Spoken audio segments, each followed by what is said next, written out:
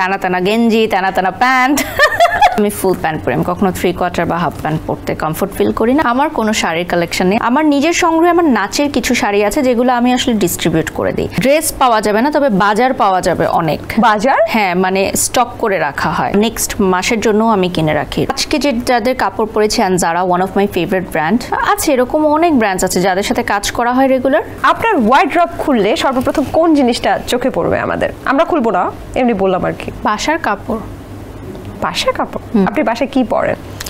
একদম বেসিক যেগুলো আরো সব মেয়েরা পরে সেরকম, একদম টানা টানা গেঞ্জি, টানা টানা প্যান্ট।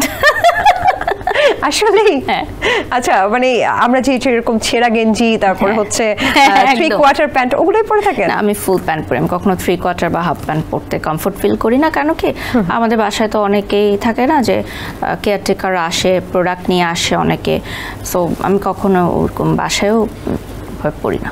আপনাকে শাড়ি পরতেও অনেক সময় আমরা দেখি, আপনার সংগ্রহশালায় শাড়ির কত কালেকশন আছে, কতগুলো শাড়ির কালেকশন আছে? আমার কোনো শাড়ির কালেকশন নেই। আমার মার প্রচুর শাড়ির কালেকশন আছে, যেহেতু প্রফেসর এবং তার কলেজের নিয়ম অনুযায়ী তাকে হচ্ছে শাড়ি পরে যেতে হয়, তো তার অনেক কালেকশন আছে এবং সেই কালেকশন দিয়ে অনেকগুলো শোরুমও বানানো যাবে। খুব দামি শাড়ি না, থাকে না কিছু কিছু থাকে পার্টি শাড়ি, সেগুলো দামি ঠিক আছে, বাট রেগুলার কলেজে পরার জন্য সে খুব সিম্পল শাড়ি খুব সুন্দরভাবে ক্যারি করতে পারে। তো ওখান থেকে মাঝে মধ্যে শাড়ি পিক করা হয় যদি আমার শাড়ি লাগে, আর ব্র্যান্ডস থেকে তো আসলে শাড়ি পরা হয়। আমার নিজের সংগ্রহে আমার নাচের কিছু শাড়ি আছে যেগুলো আমি আসলে ডিস্ট্রিবিউট করে দিই। থাকে না অনেক নাচের গ্রুপের মেয়েরা থাকে, তো আমি বিভিন্ন নাচের আমার যে গুরুজিরা আছেন ওনাদেরকে সেরকম বস্তা কার্টুন ভরে ড্রেসেস দিয়ে দিই আমার নাচের, যেগুলো আসলে আগে আমি পরতাম, এখন তো পরা হয় না নাচের। আর দেখা যায় যে ট্রেন্ডও চেঞ্জ হয়ে গেছে, তো ওরা আসলে এটাকে কোনো একটা কাস্টমাইজ করে খুব সুন্দরভাবে পরে নিতে পারে।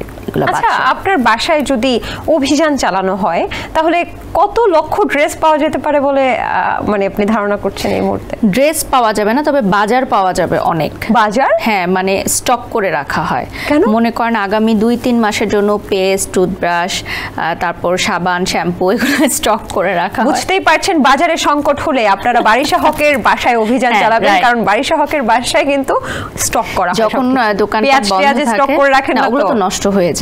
যেগুলো হচ্ছে নষ্ট হয় না ওগুলো আমি স্টক করে রাখি, কারণ আমার সময় হয় না যাওয়ার অনেক সময়।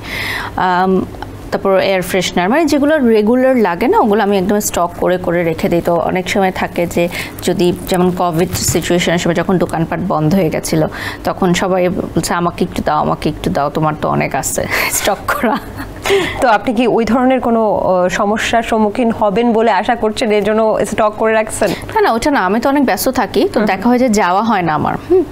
তো আমি একবারে কিনে রাখি সারা মাসের জন্য বা নেক্সট মাসের জন্য আমি কিনে রাখি এরকম। আচ্ছা, আপনার পছন্দের ডিজাইনার কে? এটা তো একজনের নাম বললে ভুল হবে, একজনের নাম আসলে বলা যাবে না। তো একজন আছে অনেকেই, ব্র্যান্ডেরও তো অনেক ডিজাইনাররা থাকে, এখানে মাল্টি ডিজাইনাররা থাকে, এক বা একাধিক ডিজাইনাররা থাকে, আর যেগুলো আমি রেগুলার পরি ওগুলো ভালো লাগে। একজনের নাম বলতে পারবো না আমি আসলে। কারা, মানে জাতি তো জানতে চাচ্ছে, কানেও জানতে চাচ্ছে আমাকে। কি জানতে চাচ্ছে?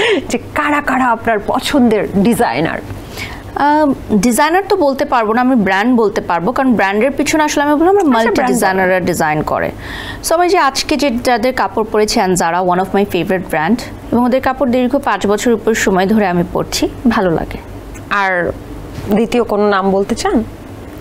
আছে, এরকম অনেক ব্র্যান্ডস আছে যাদের সাথে কাজ করা হয় রেগুলার, সবার ড্রেসই আমি তো ঘুরিয়ে ফিরে পরি, ভালো লাগে আমার। এসএমসির emergency contraceptive pill Norix one অরক্ষিত মিলনের 72 ঘন্টার মধ্যে এর একটি মাত্র পিল আপনাকে করবে টেনশন ফ্রি। এসএমসির নরিক্স ওয়ান, এক পিলের সমাধান।